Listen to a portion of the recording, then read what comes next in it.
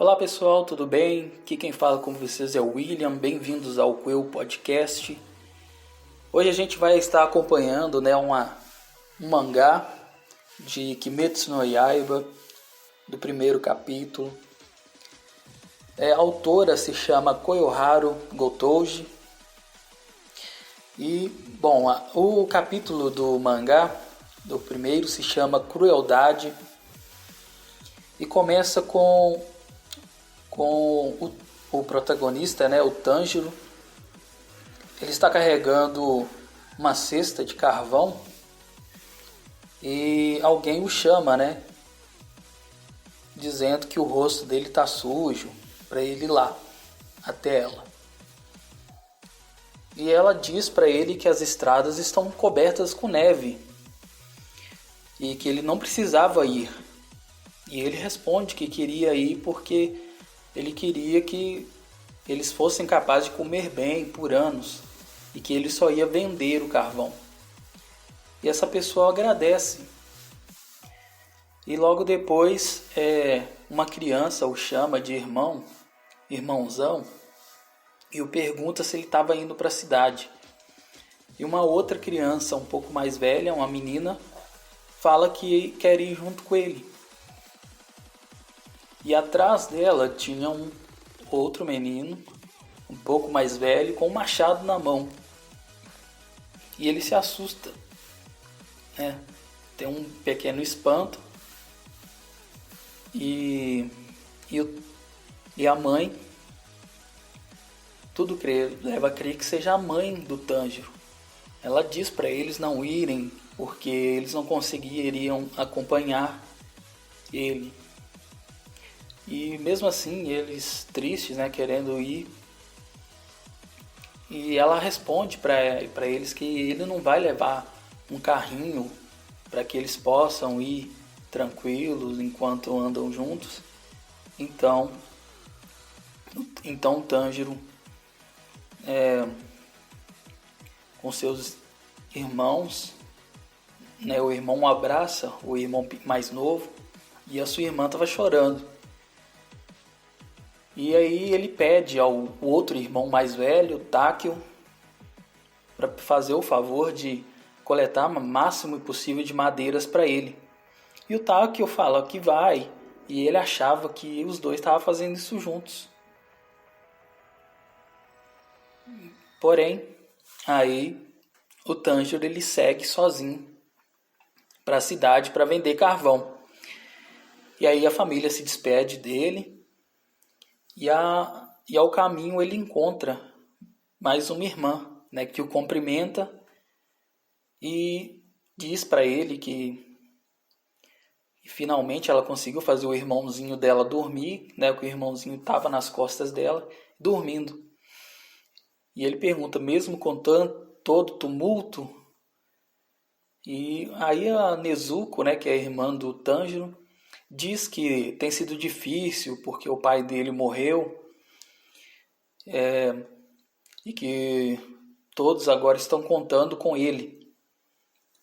E ela despede dele falando que para ele voltar com segurança. E no caminho, ele andando na floresta, descendo a montanha, há um comentário dizendo que as vidas deles não são fáceis, mas eles encontraram a felicidade, que todos em suas vidas passam por algum momento tempestuoso, momentos em que tudo começa a mudar, e a vida não pode ser como um céu limpo para sempre, nem como uma nevasca que nunca acaba, mas sempre que a felicidade é quebrada, há cheiro de sangue. Aí logo depois, ele chegando na cidade, ele encontra pessoas, que o cumprimentam, que se preocupam com ele, falando com ele como que ele desceu a montanha em um dia como esse, que estava nevando e que ele ia acabar resfriando. E alguns outros agradecendo ele por ele ter ajudado eles a consertar uma janela ou coisa do tipo. E outros pedindo para que vendam carvão para ele. E aí nesse caminho uma mãe e um rapaz, né, estavam discutindo. A mãe segurando o rapaz, brava com ele que ele fez alguma coisa de errado. E ele segurando um jarro sobre um pano nas mãos, quebrado. E ele pediu para o Tângero cheirar o jarro. E ele respondeu para o rapaz que tinha cheiro de gato. E a mãe do rapaz pergunta: um gato fez isso? E o rapaz, aliviado, viu, né? Ele disse que não tinha feito nada, que a culpa não era dele. Então foi um gato que quebrou o jarro. E aí mais um senhor pede ajuda ao Tângero para carregar alguns pacotes. E assim o Tângero sai da cidade, voltando para casa, pensando que está atrasado. E no caminho, o Senhor o chama, dizendo para ele que ele não era para ele voltar para a montanha agora, que é muito perigoso. E o Tângero responde para ele que não, que ele tinha um bom faro, que ele podia, né, sentir o perigo e que diz que ia ficar bem. Mas aí o Senhor falou que ele podia passar a noite na casa dele, para ele voltar lá. O Tângero meio que não queria, mas mesmo assim ele foi porque o Senhor insistiu. E o Senhor explica para ele que há um demônio lá fora, que desde os tempos antigos, um demônio comedor de homens vagava pela floresta, pelas árvores, após o pôr do sol. E por isso que ele não podia ir depois que, né, o sol se pôsse.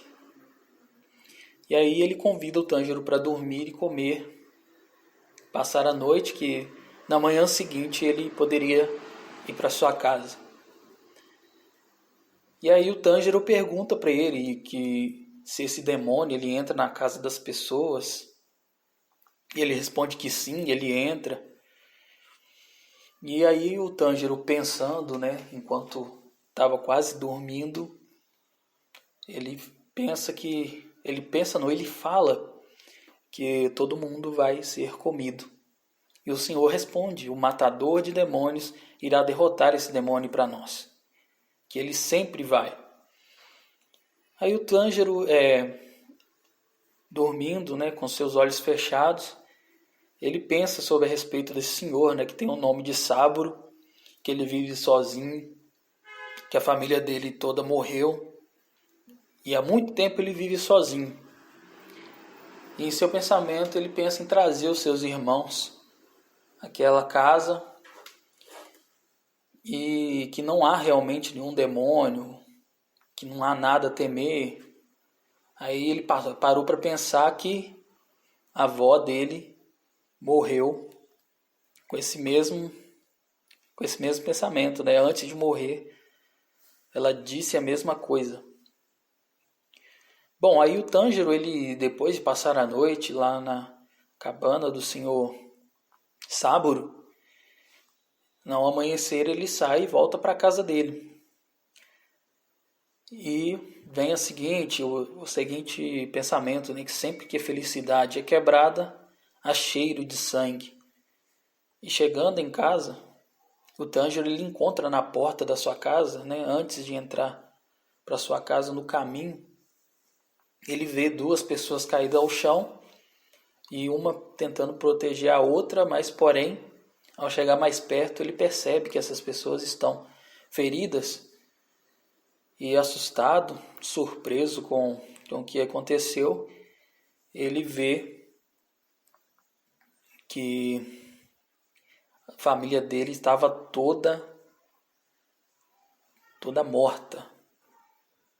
Então ele vê sangue pelas paredes, as portas quebradas.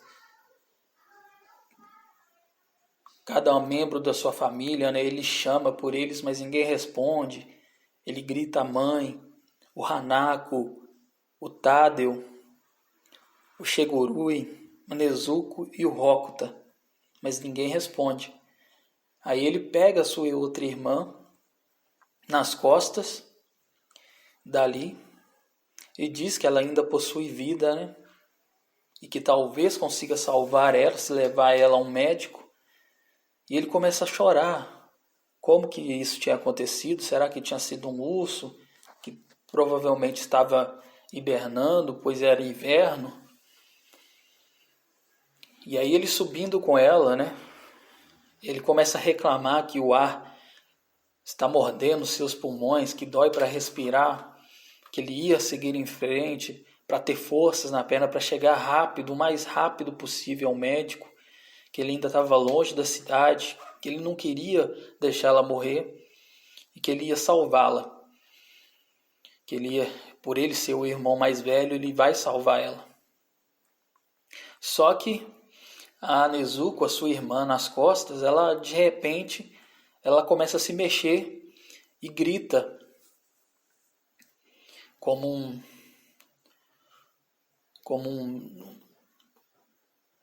um grito mesmo bem assustador, e com isso com as suas presas, né? E mostra as presas dela e ele se assusta e escorrega penhasco abaixo junto com ela e acaba batendo em uma árvore. E os dois se separam e ele foi salvo pela neve, né? Ele até comenta que a neve que o salvou é a mesma que o fez escorregar. E aí ele vê a Nezuko na frente dele. A Nezuko, ela está parada na frente dele de cabeça baixa. E ele pergunta se ela está bem e foi chegando mais para perto dela. E ele diz para ela que ela não ia conseguir andar, que ele ia conseguir carregá-la. Bom, e aí a Nezuko, ele ao chegar perto dela, ela olha para ele com uma cara de ódio, de raiva, e parte para cima dele com a vontade de morder ele, né? E aí ele se protege com um machado e logo em seguida ela pulando para cima dele, tentando morder ele e ele se defendendo. Ele percebe, né, que era um demônio, que esse demônio estava querendo comer ele, né? Que não era a irmã dele. Tanto é foi que ele lembrou das palavras do senhor Saburo, que ele passou a noite na casa dele. Daí ele pensa que a Nezuko sempre foi uma pessoa normal e não um demônio comedor de homens, que não podia ser, que ela sempre tinha sido um humano desde que ela nasceu. E aí ele sente a diferença do cheiro, que ela não cheirava como a sua irmã, que ele conhecia, que ela não faria aquilo. E tanto é que no momento que ele encontrou, né, na frente da sua casa, que ela estava tentando proteger o seu irmão. Então não podia ser ela. E que também não tem sangue na boca dela. Então, provavelmente tinha outro, no caso demônio, um outro cheiro lá na casa dele. E que ela não seria culpada por isso. E aí ele começa a perceber que enquanto os dois estão lutando, né, ele se protegendo dela, enquanto ela tenta o devorar, percebe que o corpo dela está aumentando. Enquanto eles lutam, ele tenta se defender para não ser mordido por ela. De repente ele chega a pensar que ainda consiga salvar a Lera e começa a gritar com ela para ela resistir. Para ela resistir a essa força. Bom, e a gente continua no próximo episódio, a partir da página 21.